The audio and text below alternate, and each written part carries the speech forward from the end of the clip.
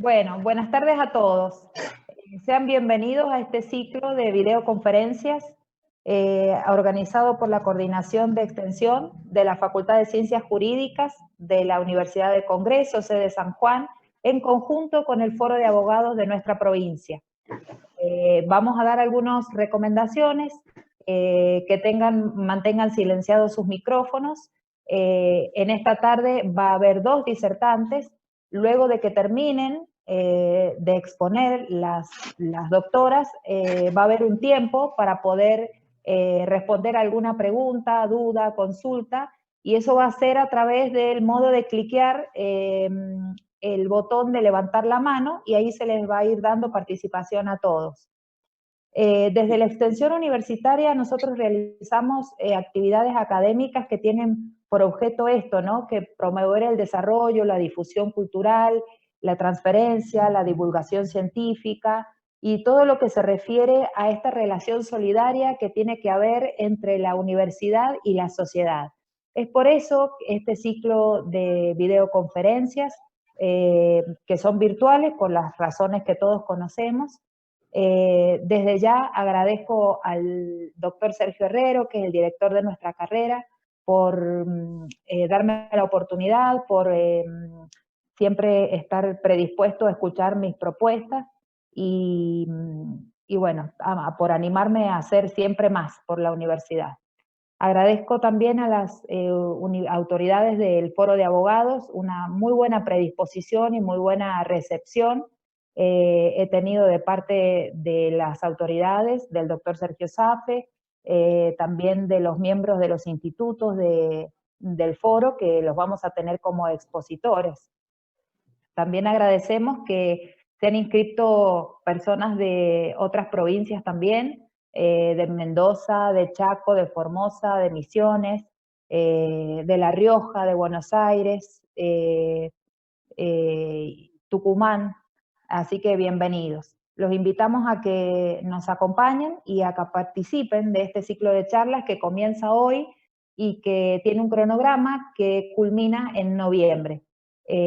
Contamos hoy con la presencia del secretario académico de la Universidad de Congreso, el licenciado Nicolás Rivero. Nicolás, buenas tardes. Buenas tardes, Vero. ¿Cómo estás? ¿Cómo están todos? Muy bien, gracias por acompañarnos. Bueno, voy a hacer unas breves palabras nada más de bienvenida a este ciclo de conferencias. La Universidad de Congreso viene trabajando de manera seguida con el Foro de Abogados y esto es otra oportunidad más para demostrar que el vínculo que estamos realizando con el Foro, y estamos muy contentos de poder realizar un ciclo de conferencias en esta facultad, sobre todo, que se ha mostrado muy activa en los últimos años, realizando y generando conocimiento a través de distintas áreas que tiene la Facultad de Ciencias Jurídicas. Esta vez lo hacemos a través de Verónica Navarro, la doctora coordina el área de extensión, así que bueno, agradecerle a todos, a los doctores que van a disertar esta noche, que estaremos escuchando a ver qué tienen para aportar. Muchas gracias a Sergio, muchas gracias a Sergio Herrero, el director de la carrera, y a Sergio Safe, obviamente, que está en representación del Foro de Abogados como su vicepresidente. Muchas gracias, Nicolás. También está el director de nuestra carrera, el doctor Sergio Herrero. Sergio, buenas tardes. ¿Qué tal? Buenas tardes, Vero. Buenas tardes a todo el auditorio. Bueno, simplemente mucho más que agregar de lo que han dicho la doctora Navarro, el licenciado Rivero. Simplemente agradecer al Foro de Abogados, representado en este acto por el señor Sergio Safe, colega y docente de nuestra querida universidad. Agradecer también a los expositores, a la doctora Laura Peláez, a la doctora Viviana Conturso, también docente de nuestra universidad, que es un verdadero lujo de que puedan compartir sus conocimientos y esta charla que van a llevar a cabo. Y bueno, también quiero agradecer muy especialmente, y en este sentido me parece que es importante remarcarlo, a nuestros alumnos que han inundado la plataforma Zoom en este momento y se han volcado masivamente a ver qué tenemos para decirles, qué más tenemos para decirles. Y bueno, ese ímpetu, esa afán, esa voracidad por aprender constantemente, que es el que lleva al largo camino, que es el título de abogado, sinceramente les va a venir muy bien y que bueno, agradecemos enormemente su presencia, como también la presencia de las personas de otras provincias, alumnos, docentes, que van a estar escuchando esta charla. Y bueno, esperemos que esta situación excepcional de contingencia que estamos viviendo, que la podamos superar pronto, porque bueno, si bien se programó este ciclo de conferencias para que fueran presenciales, lastimosamente no se pueden hacer por el momento, pero con la esperanza de que pronto nos podamos reunir presencialmente en el Foro de Abogados, en nuestra sede o en cualquier otro lugar, para aprender cada día más un poquito del derecho, esta apasionante carrera que tenemos todos. Así que darles la bienvenida, darles las gracias por estar y espero que nos sigan acompañando jornada tras jornada, que creo yo que tenemos mucho para aportar a nuestra sociedad en estos tiempos difíciles. Así que muchas gracias a todos. Bueno, muchas gracias, Sergio. También nos acompaña esta tarde el doctor Sergio Safe, que es vicepresidente del Foro y también es docente de la universidad. Así que buenas tardes, Sergio. ¿Cómo estás? Bien, buenas tardes. La verdad que voy a tratar de ser muy breve porque lamentablemente justamente las tecnologías han jugado un poquito en contra de que podamos comenzar en tiempo y forma, y siendo un viernes y el horario, vamos a tratar de ser muy breve, pero en esta brevedad yo no puedo dejar de señalar que estoy acá participando de ustedes no solamente en representación del Foro de Abogados de San Juan, como en mi carácter de vicepresidente, sino fundamentalmente estoy acá compartiendo este espacio con ustedes como profesor de la Universidad de Congreso. Sinceramente celebro la presencia y el interés de todos los participantes. Somos 46 personas que estamos un viernes en la tarde-noche tratando de estudiar, de aprender, de perfeccionarnos, de incorporar cada vez más saberes. Y esto es un esfuerzo que es muy loable y es bueno destacar. Quiero felicitar y agradecer a la Universidad del Congreso, en la persona de Nicolás Rivero, de Sergio Herrero, del equipo de trabajo que ha armado, y particularmente destacar el trabajo que viene realizando Verónica Navarro, la doctora Verónica Navarro, que ha sido muchísimo y muy arduo. Las cosas no suceden por generación espontánea, digamos, no existe el Big Bang de este tipo de actividades académicas, sino que siempre a través de cualquier actividad académica hay mucha gente que silenciosamente está trabajando, y particularmente en el caso de la doctora Verónica Navarro me consta que le ha dedicado muchísimo tiempo y esfuerzo. También quiero felicitar y agradecer a la doctora Patricia Reyes, que ha sido nuestra Verónica Navarro por parte del Foro de Abogados.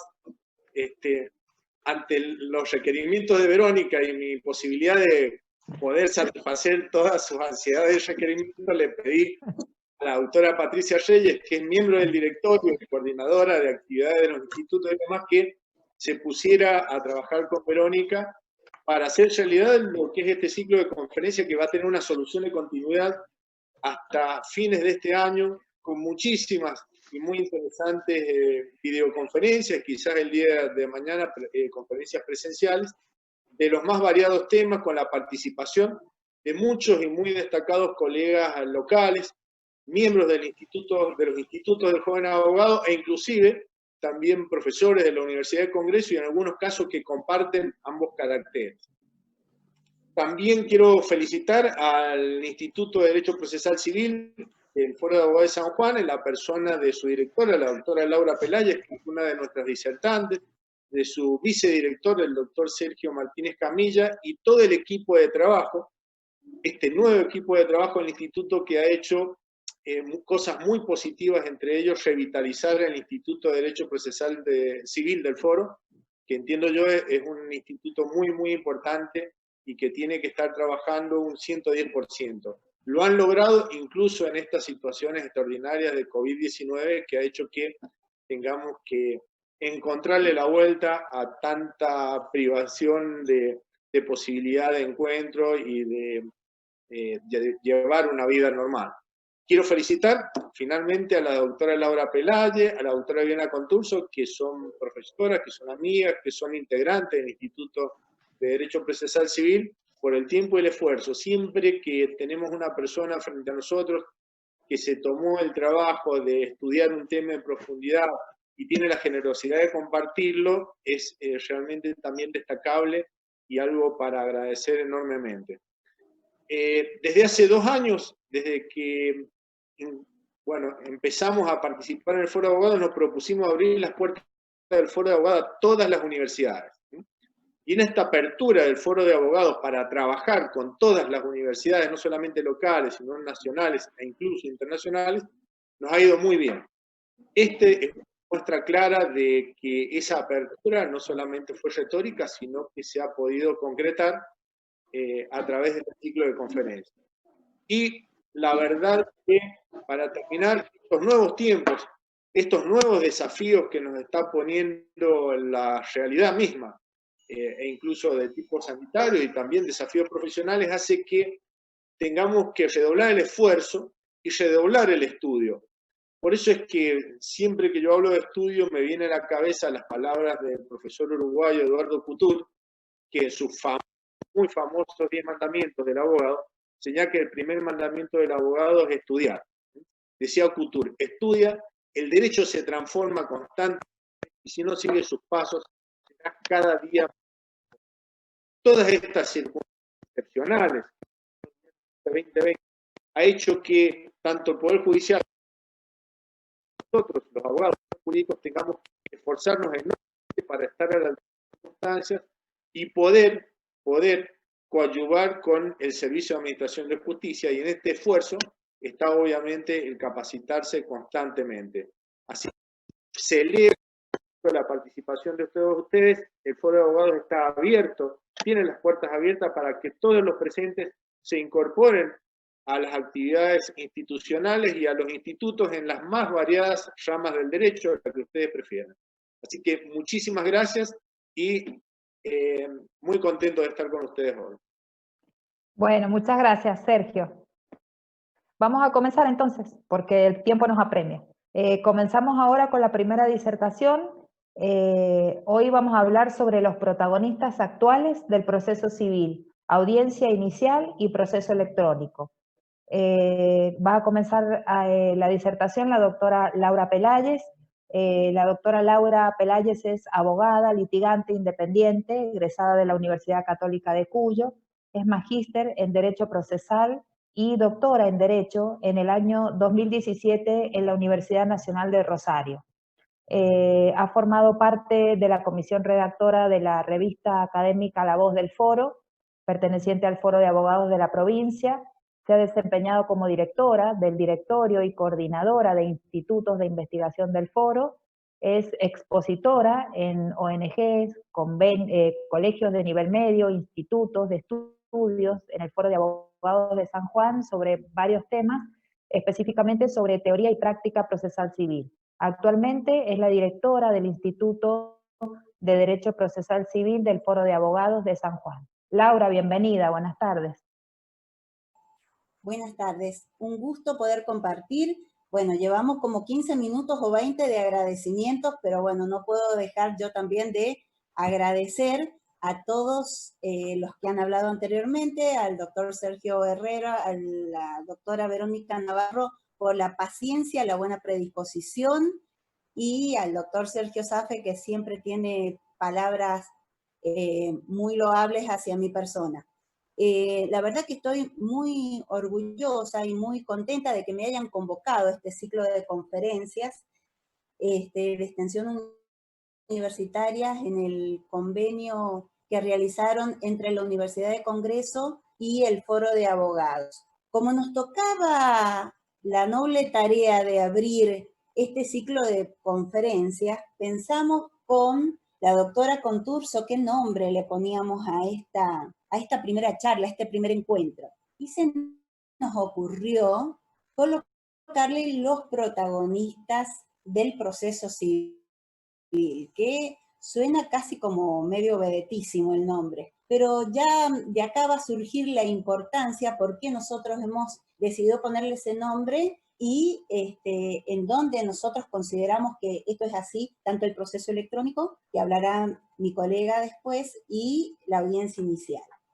Si recalamos en la palabra protagonista, la palabra o el vocablo protagonista viene del griego y se desdobla en protos primero y agonistas después, que significa combatiente, perdón. Es el personaje principal, es el personaje principal en una obra literaria, teatral, cinematográfica, pero a la vez puede haber más de un protagonista. En la historia de la humanidad, el protagonista fue el hombre, que con sus hechos va armando en un tiempo y en un espacio el devenir histórico y va creando cultura.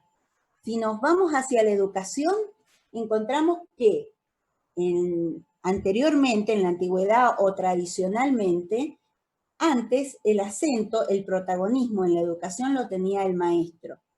Sin embargo, con el devenir de los tiempos y con la profundización de su estudio, ahora el acento de los protagonistas, del protagonista, se pone en el educando. ¿Por qué considero yo que la audiencia inicial es protagonista? Porque en el proceso civil, al presentarse la demanda y al correrse traslado de la pretensión, se traba la litis. Y es ahí donde se convoca a la audiencia inicial. Es el primer gran paso que se va a dar y donde se van a reunir los sujetos del proceso. En un pie de igualdad, el actor y el demandado. Y arriba, pero manteniendo el equilibrio como un triángulo equilátero, el juez. De esta reunión van a surgir cuestiones interesantes. Pero antes de ahondar sobre lo que puede surgir en la audiencia inicial, vamos a ver, por lo menos en San Juan, para hacerles conocer cómo han sido los antecedentes legislativos y políticos que se han dado en orden a que surja esta audiencia inicial. La audiencia inicial se previó por el redactor del código que tenía que ser como algo obligatorio. Sin embargo, en el 2012, el legislador, cuando hace la revisión del proyecto de ley, se deja como optativo, ya sea opción a favor del juez o de partes que podían pedirle. Como antecedente político, más adelante, encontramos cuando se hablan de los ejes que se proyectaron en el programa Justicia 2020, con Garabano a la cabeza, y donde se trazan los grandes ejes de cambio que va a tener el proceso. En San Juan se habla no de Justicia 2020, se habla de justicia en cambio. Y hablamos de cambio, y hablamos de cambio de reglas, no de sistema ni de principios. Y aparece la regla de la oralidad, y dentro de ella aparece la audiencia inicial. En nuestra provincia, en San Juan, ingresó a través del protocolo de oralidad, mediante el acuerdo 148 que se dicta en octubre del 2018. La Corte de Justicia de San Juan celebra un acuerdo marco con el Ministerio de Justicia y Derechos Humanos de la Nación para incorporar la oralidad al proceso civil y al proceso laboral. Y además, este convenio incluía la capacitación y la asistencia a través del programa Justicia 2020. Estableció o elaboró un programa de gestión oral de prueba y se aprobó el protocolo de actuación. Además, estas audiencias de prueba y la audiencia inicial que integran el programa pueden ser documentadas mediante el sistema de videograbación y también mediante soporte digital. ¿Qué se tuvo en cuenta para elaborar este protocolo? El Código de Procedimiento Civil de San Juan, Civil y Comercial, el Código de Procedimiento Laboral, la Ley de Procedimiento Administrativa, la Ley Provincial de Expropiaciones, 1000A, y la modificatoria 1790, y la Ley de Concursos y Quiebras 24522. ¿Cómo lo establecieron? ¿Cómo lo fijaron? Bueno, fijaron en esta oralidad ingresada en el proceso que se iban a distinguir tres grandes ejes: la audiencia inicial, la preparación para la audiencia final y la audiencia final. En la audiencia inicial resulta esencial el rol que va a desempeñar el magistrado como director del proceso, y adquiere también relevancia el compromiso de los letrados de las partes litigantes, ya sea como patrocinantes o como representantes, y de los auxiliares, esto es, los peritos que intervengan, por ejemplo. Posterior a la traba de la litis, que eso se hace por escrito, se da una providencia a través del cual se da a conocer a las partes que se va a incorporar a la oralidad el proceso. Esta providencia que se dicta y que dispone la audiencia inicial tiene que ser clara y precisa, porque debe detallar las actividades que se van a llevar a cabo. Este año ya quedó modificado el Código de Procedimiento Civil y se incorporó ese protocolo a las normas, o sea que ya forma parte de ella. ¿Cuál es la importancia que tiene la audiencia inicial? En primer lugar, la inmediatez, la vinculación del juez con las partes. ¿Por qué? Porque había mucho reclamo por parte de la sociedad de esta necesidad de tener contacto con el juez.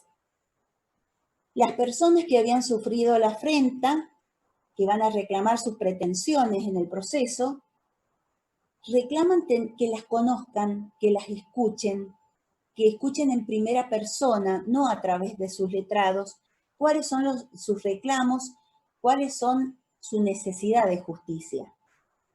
Y también, dentro de la audiencia inicial, está la posibilidad, obviamente, de conseguir un acuerdo. Si se consigue un acuerdo, se homologará y tendrá el valor de cosa juzgada. Con esto se va a dar fin al conflicto, con lo cual, obviamente, se va a producir un ahorro del desgaste jurisdiccional que podría haber si este proceso se llevara a cabo de otra manera, y estamos hablando en un periodo promedio, tanto en los laborales como en los civiles, entre 4 y 5 años. Con suerte, si tenemos tiempo, podemos acortarlo, si estamos con los tiempos favorables, se pueden acortar a 3. Y además, tiene otro fin la audiencia inicial, que no lo dice con expresas palabras, pero se lo coloco yo, que sería lograr el fin del proceso, que es lograr la paz social. Muchos consideran que el fin del proceso es lograr la justicia, la verdad objetiva, pero en realidad mucha gente ansía llegar a la paz, o sea, a cerrar un ciclo, a ver cumplida su pretensión. Esta audiencia inicial, ¿qué posibilidades prevé? Primero, intentar una conciliación respecto de todos o de algunos de los puntos que se han controvertido. La otra opción que prevé es declarar que la cuestión sea resuelta como de puro derecho, ya sea porque las partes acordaron los hechos o bien prescinden de toda la prueba que no ha sido agregada y reconocen la que está incorporada. Y consignar, en caso de que no sea declarada la cuestión de puro derecho, que se ordene la apertura de la causa prueba y fije el objetivo del proceso y el de la prueba, pronunciándose sobre los medios de prueba ofrecidos por las partes y admitidos. En ese proceso también se van a rechazar los medios de prueba que sean dilatorios, que sean inadmisibles, que sean superfluos o que sean improcedentes. ¿Cuáles son los pasos que va a tener esta audiencia inicial? la mediación previa, que es la primera tarea a la cual se va a dedicar el juez cuando tenga a las partes en su presencia. Y va a ser la relativa a lograr un intento conciliatorio que alcance todo o que alcance parte del conflicto. Invitará a las partes a que realicen una conciliación o encontrar otra forma de solución, la cual también deberá acordarse en la audiencia inicial. Y en caso de no lograrse una solución alternativa de los conflictos, determinar cuáles van a ser los hechos conducentes y los controvertidos. ¿Cómo funciona la audiencia inicial? No suspendida ni diferida, salvo situación de fuerza mayor, que esté debidamente acreditada, se procurará alcanzar un consenso entre los actores del proceso en orden a los beneficios que trae esta conciliación. El juez les va a explicar cómo se va a desarrollar y cuáles son los beneficios. Y va a destacar cuáles son los objetivos que tiene que cumplir en caso de que se cierre esta conciliación. También, en el caso de que no se logre, les va a explicar y va a instruir sobre las cargas que les incumben a los letrados para la debida notificación de los testigos. En el caso de la prueba pericial, va a acordar con los letrados cuáles van a ser las condiciones necesarias que deben cumplir para su producción. Y también va a convocar a las partes para que concurran a la revisión pericial. También va a ser la oportunidad de realizar y entregar los estudios médicos, designar cuáles van a ser los peritos titulares y suplentes, y en este caso en San Juan también se pueden acudir a los listados que tiene de perito la Corte de Justicia de San Juan. Con respecto a la prueba informativa, se van a establecer cuáles son las pautas, cuáles son los plazos y cuáles son los requerimientos de esos informes. Y también va a fijar y notificar la fecha de la audiencia inicial que deberá ser, de la audiencia final, perdón, que deberá ser dentro de los 60 días hábiles. Si no hay hechos controvertidos, se va a declarar la cuestión de puro derecho. Ahora bien, viene una pregunta sobre la audiencia inicial. ¿Se puede desdoblar la audiencia inicial? Debemos decir que en la práctica hay algunas audiencias iniciales que se han desdoblado. La idea primaria es que cada una de las audiencias que se lleva a cabo concluya en una sola audiencia, debido a que como está instrumentada la oralidad en el proceso civil y con el fin de evitar dilaciones, se pueden, de admitirse como normalidad, como habitualidad, esto de desdoblar, esto originarían demoras o atrasos, incluso a la larga convirtiéndose en una costumbre tribunalicia, podría llegar a generar el colapso del sistema. ¿Cuáles han sido los resultados del tiempo que se ha llevado a cabo esta audiencia, este protocolo o esta oralidad en el proceso civil con la audiencia inicial? Según los informes que me han facilitado, no tengo los porcentajes exactos, pero ya les voy a contar algunas cuestiones anecdóticas. Los resultados en vista del Poder Judicial son óptimos, debido al alto porcentaje de conciliaciones. En la parte laboral, tuve la oportunidad de tomar contacto con algunos jueces laborales, donde el promedio que tienen de conciliaciones es del 85%. Pero eso no es nada.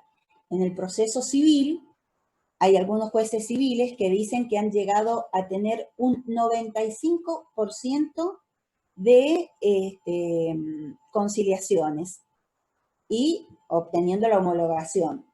Se imaginan que desde el punto de vista del Poder Judicial, la proyección es más que fantástica, es fabulosa, y ellos están convencidos de que se va a descomprimir la mora judicial. Pero en honor a la verdad, también tengo que decir que he buscado las voces de los que están del otro lado del mostrador, que han manifestado que muchas veces esas conciliaciones se tratan de verdaderas imposiciones extorsivas. Vamos a ver las posturas a favor y en contra de esta audiencia inicial. Si tomamos en cuenta que el primer paso en la audiencia inicial es la conciliación y que es un medio de resolución de conflictos, que es de carácter bilateral y que esta iniciativa debería venir de un tercero y no de las partes, como está ocurriendo, como ocurre con otros tipos de conciliación, como la autocomposición, que se dan dentro de la autocomposición, como el desistimiento, el allanamiento o el desistimiento, vemos que hay cosas que no terminan de cerrar, de compatibilizarse. La conciliación sería como una negociación asistida, donde el conciliador debería ser una persona neutral e imparcial, que ayude a las partes a encontrar la solución adecuada. Pero yo encuentro algunos factores que condicionan la eficacia de esta audiencia inicial o de esta conciliación judicial, que es la falta a veces de voluntad de las partes que no se quedan conformes con la primera reunión con el juez. Ellas quieren ir hasta las últimas consecuencias. Entonces, les parece como poco en un primer encuentro lograr que se cierre el juicio, para lo cual ellos han estado tan conmovidos frente a sus afrentas, a sus injusticias declaradas. Por otro lado, también tenemos la posibilidad que en ocasiones los abogados también dificultamos las conciliaciones. Pero en honor a la verdad, también tenemos que decir que muchas veces es debido a las magras regulaciones que recibimos por parte de los jueces. Entonces, muchos de las veces prefieren prolongar con el fin de obtener un éxito acabado, según consideren ellos, de estos litigios. También la falta de flexibilidad es un obstáculo que yo veo a la conciliación, que da la posibilidad de tener que adecuar esta conciliación o estos acuerdos a la verdadera naturaleza del derecho que está en litigio, mientras que el conciliador se puede explayar, puede ir mucho más allá. Por otro lado, y no es menor, el tema de la naturaleza pública que tiene la audiencia, que se contrapone con la confidencialidad que deben tener las mediaciones. Sabemos que en las mediaciones que se realizan en el centro de mediación, casi lo primero que hacemos cuando llegamos es firmar un pacto de confidencialidad. Por otro lado, vemos la incongruencia que existe entre la actitud operadora que tiene el juez y la necesidad de la actitud conciliadora especializada que tiene el conciliador. Cabe preguntarse si el estilo de conducción del juez es compatible con el estilo de conducción que debe tener un conciliador o mediador. Nuestros jueces por lo general dinamizan los procesos. El conciliador, en cambio, no debe dinamizar el conflicto y a veces las soluciones pueden llegar incluso a alejarse de los términos que se han determinado en la demanda o en el expediente, cosa que no va a poder hacer el juez si quiere seguir el proceso formal tal y como lo indica la ley. Puede advertirse con meridiana claridad la diferencia que existe entre la conducción de una audiencia de conciliación jurisdiccional, es decir, la que realizamos en el juzgado, y las que se hacen regularmente en cualquier centro de conciliación extrajudicial o como el nuestro, que tenemos nuestro centro de mediación, lo cual será determinante en cuanto a los resultados de la misma. Ahora vamos a volver sobre las lecturas que se pueden hacer a ambos lados del mostrador. Yo me pregunto, ¿hasta qué punto las partes actuarán con total libertad y autonomía de la libertad si saben que de no aceptar la propuesta, ese mismo juez que propone las fórmulas de conciliación es el que va a fallar en el conflicto? Me pregunto también si al juez le será posible mantener la debida imparcialidad al tiempo de juzgar y dictar sentencia si en una etapa previa tuvo que sugerir a las partes las opciones de solución de conflicto. Además de tener conocimiento quizás de otros detalles que normalmente no se colocan en la demanda, que surgen del diálogo entre las partes. Y vemos que de uno y otro lado están los benefactores y los detractores de este sistema. ¿Por qué? Porque, bueno, tenemos, como dije anteriormente y al principio de esta charla, el principio de inmediatez, el poder escuchar en primera persona las pretensiones de las partes, la facultad decisional del juez que se ejerce activamente, quizás a veces hasta con recarga, porque el juez tiene demasiadas tareas que cumplir en el proceso, por lo cual nosotros deberíamos estar presto para ayudar y para limitar también las funciones, porque el juez debe desempeñar su rol y nosotros debemos desempeñar el nuestro. Como conclusión, yo les diría que debemos evitar que el juez vaya más allá de los escritos constitutivos con el objeto de fomentar la autocomposición, porque yo pienso que en muchos casos, y según las experiencias, se podría llegar a afectar el principio de congruencia e incluso también la garantía del debido proceso.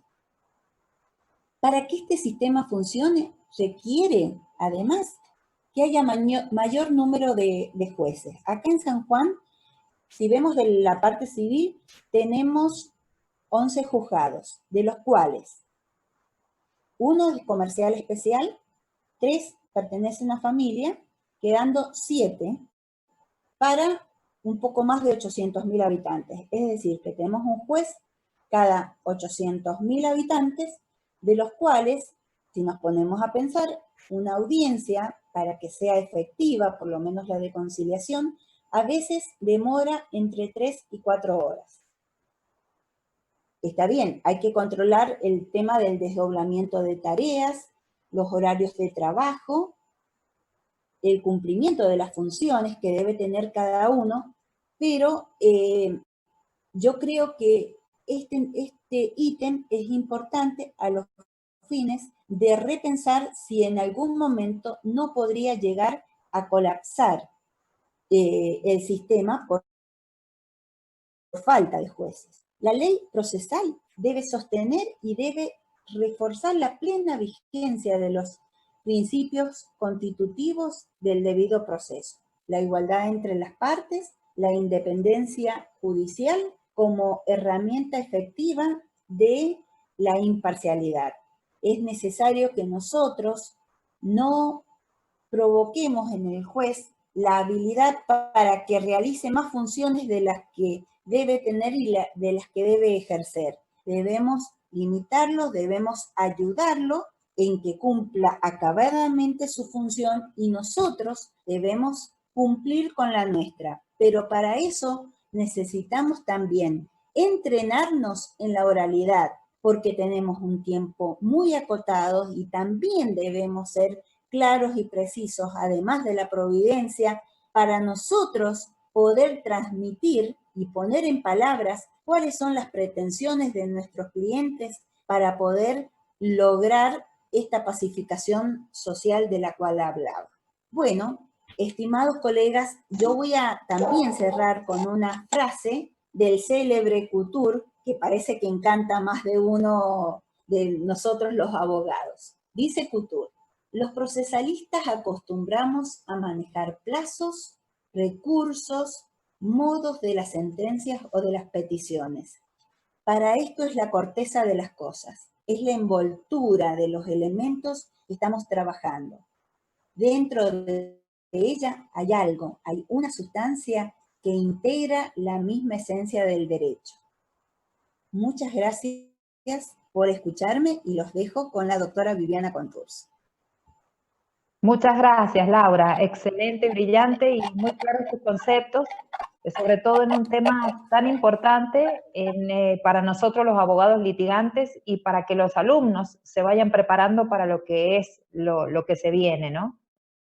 Ahora vamos a hablar de la doctora Viviana Conturso, que está esperándonos para dar su disertación. Viviana es egresada de la Universidad Nacional de San Juan como abogada, con un reconocimiento especial por ser el primer promedio de su promoción. Es abogada independiente, forma parte del personal de juzgado de faltas de primera nominación de la provincia de San Juan, especialista es en docencia universitaria, es docente también de la carrera de abogacía de la Universidad de Congreso y también coordina allí las prácticas profesionales supervisadas. Actualmente es secretaria en el Instituto de Derecho Procesal Civil y es vocal en el Instituto de Derecho Contravencional del Foro de Abogados de San Juan. Viviana, buenas tardes. Estamos con vos. Te escuchamos.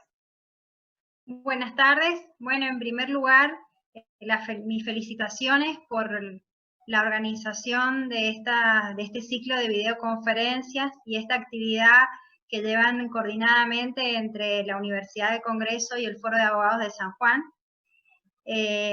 Mi agradecimiento a las autoridades de la universidad y en particular a la doctora Verónica Navarro, coordinadora del área de extensión universitaria, que ha sido quien cursó la invitación y nos ha permitido trabajar en esta actividad, también conjuntamente desde el Instituto de Derecho Procesal Civil.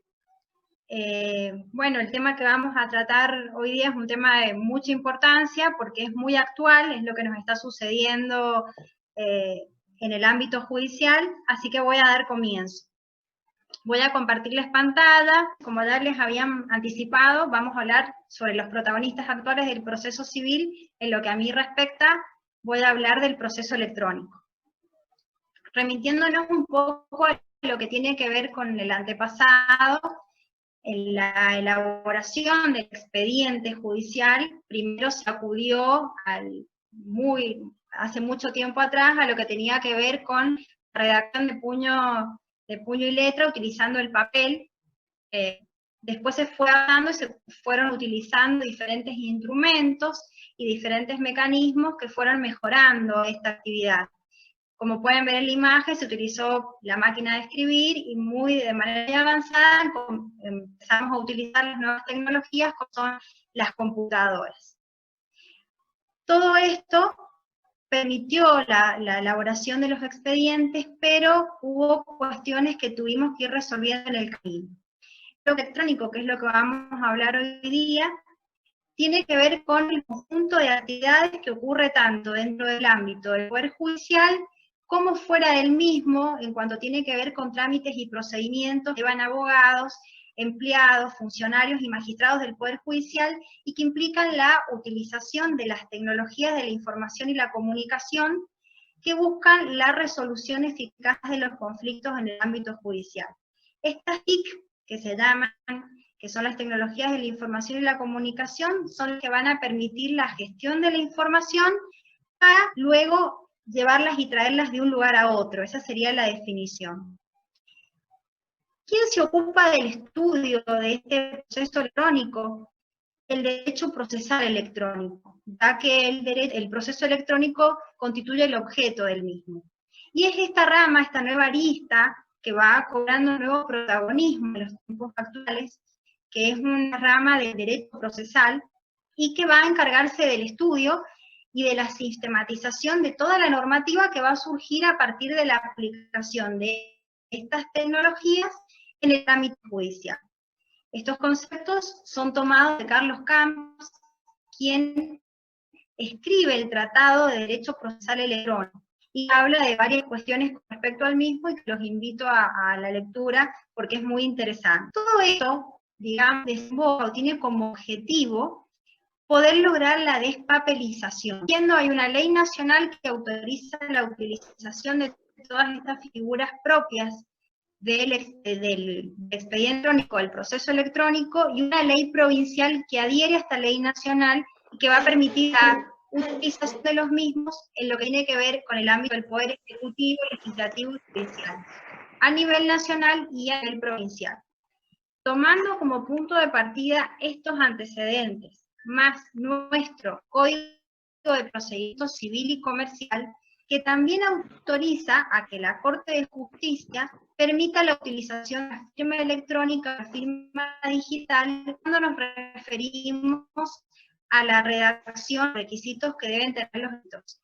También en el artículo 121 establece que la Corte de Justicia va a poder implementar todo tipo de metodologías acordes a los avances tecnológicos e informáticos, como puede ser la utilización de la firma digital o de la firma electrónica. Tomando todos estos antecedentes, vemos cómo la provincia fue avanzando hacia la elaboración de lo que tiene que ver con este proceso electrónico. Pero la confusión fue de una manera total, sino que, si vamos teniendo en cuenta lo que sucedió a través de los años, se fueron creando, se fueron regulando las distintas figuras del mismo, que hoy nos sirven como antecedente y nos permiten que el proceso electrónico funcione de una manera más avanzada. Tal es así que en el año 2018, a través de un acuerdo general de la Corte, se crea el sistema de notificaciones electrónicas. Pero, como yo les dije anteriormente, estábamos tan acostumbrados a lo que era un sistema tradicional, que como pueden ver, estos acuerdos fueron prorrogando la implementación del sistema, que en un primer momento tenemos que hay un acuerdo en marzo del 2018, pero recién en mayo del 2018 es cuando se pone en ejecución. Este sistema de notificaciones electrónicas, que actualmente está en funcionamiento, y que como pueden visualizar en pantalla, es tal cual existe en la plataforma y lo podemos utilizar, permite la consulta remota de los expedientes en los que el profesional sea parte. Entonces podemos consultar el estado del expediente y también podemos visualizar y consultar las providencias y otras resoluciones que dicta el juez. Esto fue el primer antecedente, podríamos decirlo, en un tiempo anterior, en lo que tiene que ver con una figura propia del proceso electrónico. Pero ahí estamos como a mitad de camino, porque solo nos permite consultarlo, como ya les dije, poder ver las providencias o resoluciones, pero no pasaba nada con respecto a quienes litigamos y teníamos que ir personalmente al juzgado a llevar nuestros escritos, o sea que podíamos digitalizar ese aspecto. El segundo antecedente se da en el año 2019, que fue otra de las figuras propias del proceso electrónico, y que es la firma digital. La firma digital está regulada en la Ley Nacional 25.506, hay una ley provincial que es la 1068P, que también adhiere a la nacional. A través de este antecedente legislativo, digamos, la Corte la puede poner a 158, en donde establece la utilización de la comunicación de naturaleza jurisdiccional y administrativa. Este convenio permitió la utilización de la firma digital entre los actos de comunicaciones recíprocas entre lo que es el Poder Judicial y el Banco San Juan. Producto de la pandemia que estamos viviendo, vemos cómo nuestro servicio de justicia, al igual que la vida cotidiana de todas las personas, sufrió un grave inconveniente, y fue la paralización casi parcial de este servicio de justicia. El problema es que, como todos sabemos, este es un servicio esencial, que no puede sufrir estas complicaciones, porque sobre todas las cosas están en juego los intereses y los derechos de terceras personas que necesitaban de soluciones inmediatas ante tantas situaciones que se habían presentado, pero que nuestra justicia no estaba funcionando de manera plena tal como lo venía haciendo. Entonces, ¿qué sucedió?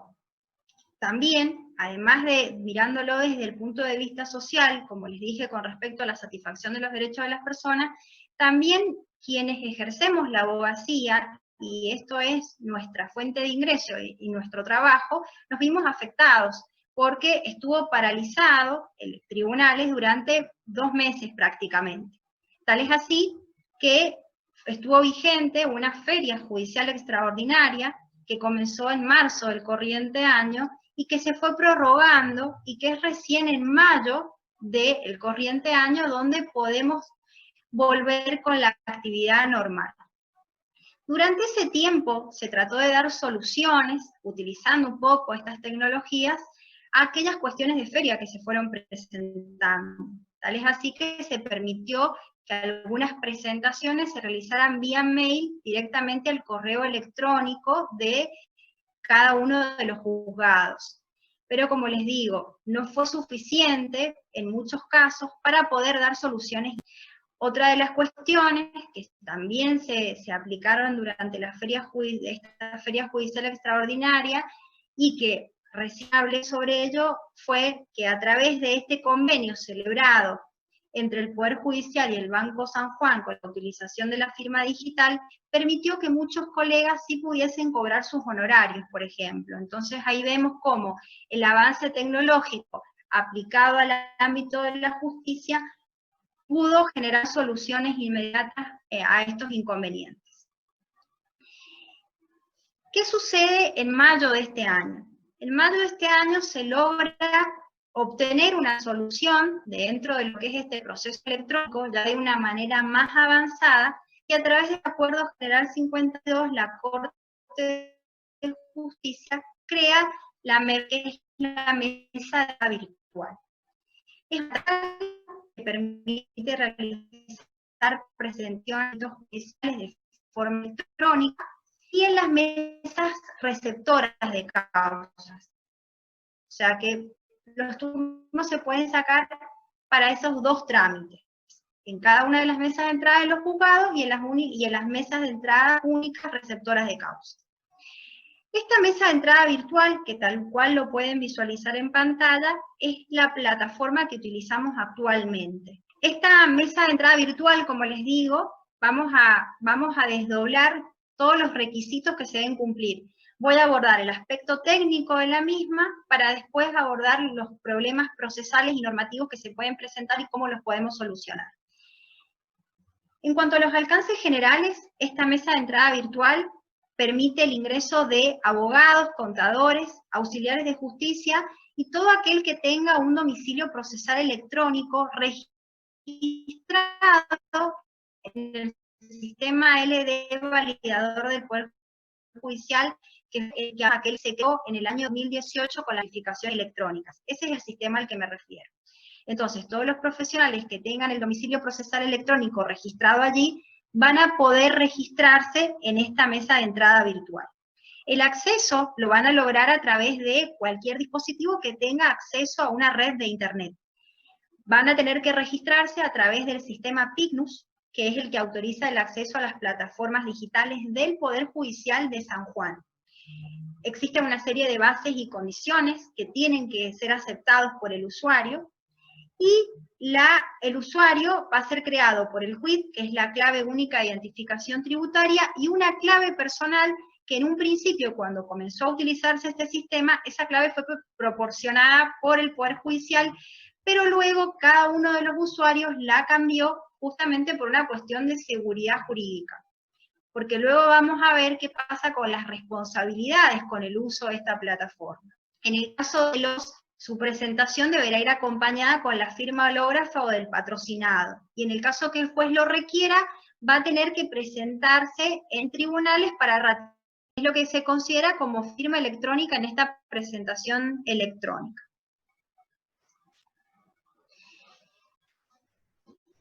como ya les venía anticipando, en cuanto a las cuestiones técnicas que se deben cumplir para poder utilizar esta plataforma y para que los escritos puedan ser debidamente presentados, se requiere que estén digitalizados el escrito y la documentación que se acompaña. Se establece que tiene la misma validez que le presentamos en soporte de papel como lo hacíamos tradicionalmente. A los efectos legales tiene la misma validez. Debe ser realizado en formato PDF, debe tener un límite de 300 kilos por página, las 80 páginas en total. Ahora, se ha previsto para el caso de que la presentación en formato digital no pueda cumplir con las condiciones, porque por ejemplo nos extendemos aún más de las 80 páginas que están permitidas, esa presentación se puede realizar de manera personal en el juzgado con su papel previo turno solicitado en esta mesa de entrada virtual. También vamos a tener que acompañar lo que tiene que ver con la boleta de depósito, que es la que acredita la compra del sellado y el pago del sellado que van a requerir los distintos trámites judiciales. Esto también es un punto muy importante a tener en cuenta y es la función que cumple el código de barra. Esta presentación electrónica se va a perfeccionar mediante el envío del archivo y de manera concomitante y automáticamente se le va a asignar, el tema le va a asignar un código de barra a la presentación. Este código de barra va a contener la fecha y la hora, es decir que vendría a cumplir, o en comparación con lo que se realiza en soporte papel, podríamos decir que es el cargo. La misma función que cumple el cargo, en el modo tradicional del proceso, lo va a funcionar algorítmica, que establece la identidad del documento, la integridad del documento y la identidad del emisor, de quien lo ha presentado. Es decir, ¿qué sucede ahora desde el punto de vista procesal o desde el punto de vista normativo? Hasta ahí hemos hablado de todo lo que tiene que ver con los aspectos técnicos para poder utilizar esta plataforma y los requisitos que debemos cumplir. Ahora, desde el punto de vista normativo, ¿qué sucede, por ejemplo, con la prueba documental? Como todos saben, la prueba documental tradicionalmente la presentábamos en sobre cerrado, la documental original que acompañábamos, por ejemplo, a una demanda. Y quien custodiaba esa prueba documental original en sobre cerrado era la Secretaría del Juzgado donde tramitaba esa causa. Actualmente, como también nosotros esa prueba documental la vamos a acompañar en formato digital, ¿quién se va a convertir? ¿Quién la ha ofrecido? Y el carácter que se le da es el deposital con todo lo que llega legalmente, es decir, la responsabilidad que encierra esa figura es la que se le va a otorgar a esa persona. Total que en el caso de que alguna de las partes o el juez requiriese de esa prueba documental, esta persona va a presentar en el juzgado para dejar la misma. Las presentaciones que se realicen en días y horas inhábiles van a tenerse como presentadas al subsiguiente día y hora hábil. Y si ocurriera alguna situación en cuanto de cuestionamiento de lo que tienen que ver con estas presentaciones en formato digital, todo lo vamos a resolver conforme al artículo 177 del Código de Procedimientos, es decir, por la vía incidental. Otra que me resultó muy importante, y que la comparto con ustedes, es que en el caso de que hubiese algún tipo de discordancia en lo que tienen que ver con las presentaciones en soporte digital y en soporte papel, siempre va a haber una preeminencia de lo presentado en soporte digital. Es decir, es dable aclarar de que ya estamos encaminados hacia la era tecnológica, hacia la era de ir dejando el papel y poder hablar de un expediente electrónico dentro de un proceso electrónico. Desde el punto de vista normativo, ¿qué sucede con estas presentaciones electrónicas? Nos referimos a la prueba documental y la forma de acompañarla. Y en cuanto a lo que tiene que ver con la discordancia que pudiese existir entre una presentación soporte digital y una presentación en soporte papel, siempre se va a darle preeminencia a la presentación en soporte digital.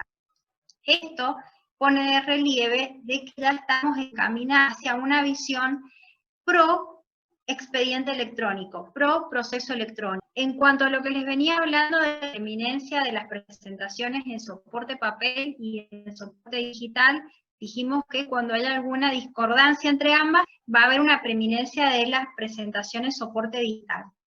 Pero sí es importante aclarar y resaltar y tener en cuenta que el expediente escrito que ya esté formado, dado en el mes de mayo de este año. Entonces todo lo que se haya formado hasta el momento tiene lógicamente plena validez.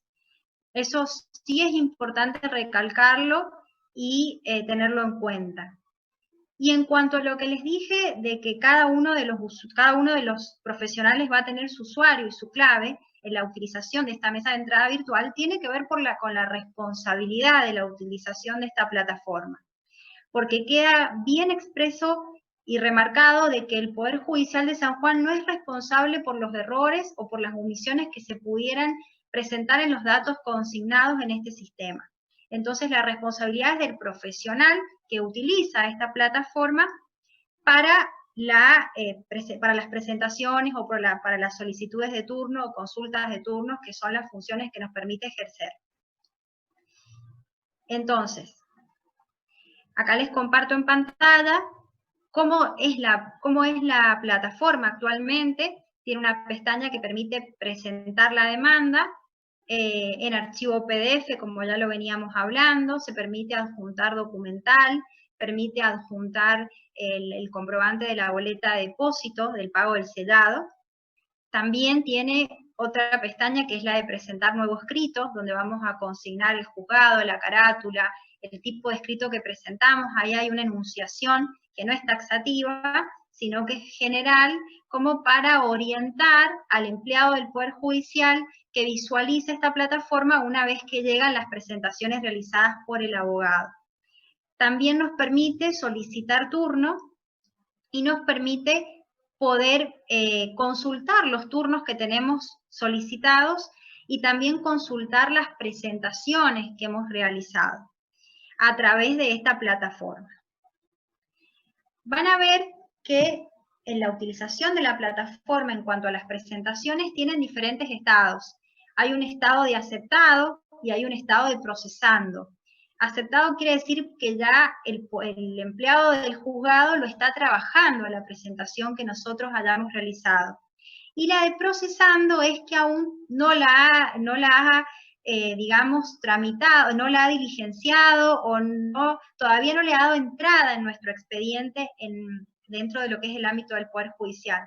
Y eso puede suceder o por algún error desde el juzgado que no revisó el sistema digital, o también puede ser por alguna otra cuestión que se puede dar. Recuerden que es un sistema que se ha implementado y que es, digamos, muy nuevo y que hay muchas cuestiones a mejorar. Y ya vamos a ver justamente cuáles son los aportes que podemos hacer con respecto a estos sistemas nuevos para un mejor servicio de justicia. En cuanto a las conclusiones, un poco para redondear todo lo que hemos venido hablando. En primer lugar, decirles que estamos en presencia de un proceso de formación de todo lo que es esta era electrónica, que ha desembarcado en el ámbito de la justicia y que se va a quedar. Entonces necesitamos de mucho conocimiento y de mucho compromiso como operadores jurídicos para poder mejorarla y para poder perfeccionarla día a día. ¿Qué es lo que he advertido en cuanto a algunas cuestiones que todavía no tienen solución dentro de este sistema, del sistema de la mesa de entrada virtual? En primer lugar, no tiene un sistema de cancelación de turnos de manera inmediata. Entonces, lo que sucede es que quizás para poder cancelar ese turno debemos realizar un llamado telefónico al juzgado en donde lo hemos solicitado para que el juzgado sepa que nosotros ese día no vamos a poder acudir. ¿Qué genera? Genera un problema para el colega que quizás sí puede utilizar el turno ese día, pero que no puede concurrir porque ya estaba ocupado. Entonces, ese sistema de cancelación de turnos es algo que se necesita que lo podamos resolver de manera inmediata. Es algo que queda pendiente en este sistema. Por otro lado, y que yo les dije que era muy importante cuando les hablé del usuario y de la clave de esta mesa de entrada virtual, que les dije que era que conformaba lo que era la firma electrónica. ¿Qué pasa? Hay mucha discusión doctrinaria al respecto, a nivel nacional y también a nivel provincial, con lo que tiene que ver con la validez de esta firma electrónica. ¿Por qué? Porque no se olviden que nosotros somos operadores jurídicos, que nosotros somos del ámbito del derecho, entonces todo necesitamos respaldarlo normativamente. Entonces, si nosotros nos vamos a guiar por nuestra legislación vigente, debemos tener en cuenta que el artículo 288 del Código Civil establece que los instrumentos que son generados por medios electrónicos tienen como requisito el llevar la firma de la persona, y ese requisito va a quedar satisfecho con la utilización de la firma digital, dice el Código Civil. Y en este caso yo no les dije firma digital, les dije firma electrónica, porque la firma digital es algo mucho más complejo que requiere de un certificado emitido por la autoridad competente para poder hablar de firma digital. Entonces aquí muchos doctrinarios, a los que me sumo, puedo decir que no está cubierto ese requisito de esta presentación electrónica desde el punto de vista normativo, porque no tiene una firma digital, sino que tiene una firma electrónica. Entonces, eso es un poco lo que por ahí no está solucionado, pero debemos pensar, y se los dejo como algo para solucionar, o como nuevas ideas que pueden llegar a surgir de solución a esto, con respecto a esto de la firma digital en nuestras presentaciones. Por otro lado, tener en cuenta de que el derecho procesal electrónico va a ser el que permita dar soluciones a este proceso electrónico, teniendo en cuenta que que es un derecho procesal antes que electrónico. ¿Qué quiero decir con esto? Que no debemos tener una postura tecnofundamentalista, sino que debemos tener una postura con una visión integradora, con una visión armoniosa, siempre utilizando como herramienta este derecho procesal electrónico para las posibles soluciones. Y con esto les cuento una anécdota para poderles ser ejemplificativa con respecto a cuando tenemos una postura tecnofundamentalista donde tratamos de salvaguardar el sistema tecnológico y no el sistema de justicia. Por ejemplo, ante una situación de intimación de devolución de expediente mediante un apremio, intenté sacar turno por el sistema del MEP, pero no había turnos próximos, porque ya el sistema está bastante colapsado y por ahí cuesta conseguir un turno a corto plazo. Entonces dije, bueno, como me están requiriendo la devolución del expediente, voy a ir personalmente sin turno a devolver y cumplir con el expediente que me otorgaron en préstamo. ¿Qué me respondieron en mesa de entrada del juzgado? Que debía sacar turno. Entonces, ¿a qué voy con esto? Esa postura es tecnofundamentalista, porque se están guiando de un sistema tecnológico, en este caso, para darme una respuesta. Pero olvidan de que nosotros somos operadores jurídicos y que debemos tener en cuenta las garantías y los principios propios de un derecho.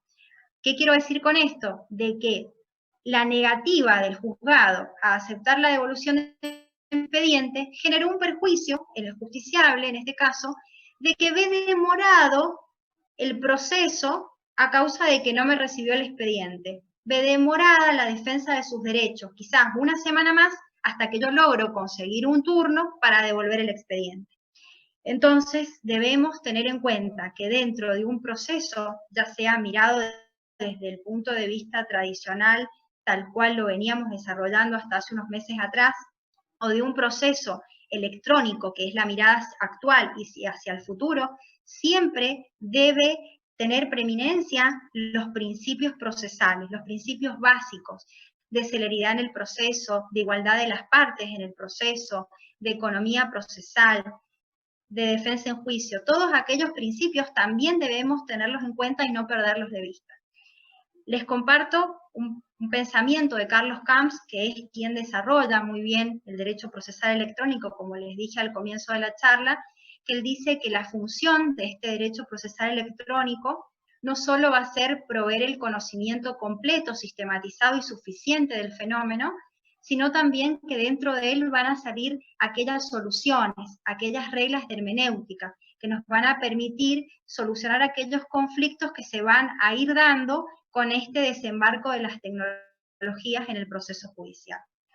Eso para cerrar desde el punto de vista del derecho. Y en lo personal, les comparto una frase del Papa Francisco que dice que la vida es un tesoro precioso, pero solo lo descubrimos si lo compartimos con los demás. Entonces yo a través de esta frase que comparto con ustedes, les agradezco haber dedicado parte de su tiempo el día de hoy, y más en una época en donde estamos tan aislados y quizás estamos tan acostumbrados a poder realizar las cosas personalmente y nos vemos impedidos ahora, les agradezco que hayan compartido a los docentes, a los colegas, a las autoridades del foro, de la universidad y a mis queridos alumnos que son el futuro y que nosotros ponemos todas las esperanzas en ellos para ir mejorando todas estas cuestiones que día a día todavía no encuentran solución, pero que bueno, es un compromiso de todos. Así que muchas gracias. Muchísimas gracias, Viviana, por el esfuerzo, por las ganas de compartir todos tus conocimientos y por habernos enseñado un montón de cosas que estamos aprendiendo todos, los que somos abogados litigantes. Así que ha sido excelente, ha habido problemas de conectividad, a mí se me salió la aplicación como 7, 8 veces, así que bueno, te agradecemos lo valioso que nos has compartido, Viviana. Muchísimas gracias. Gracias a ustedes.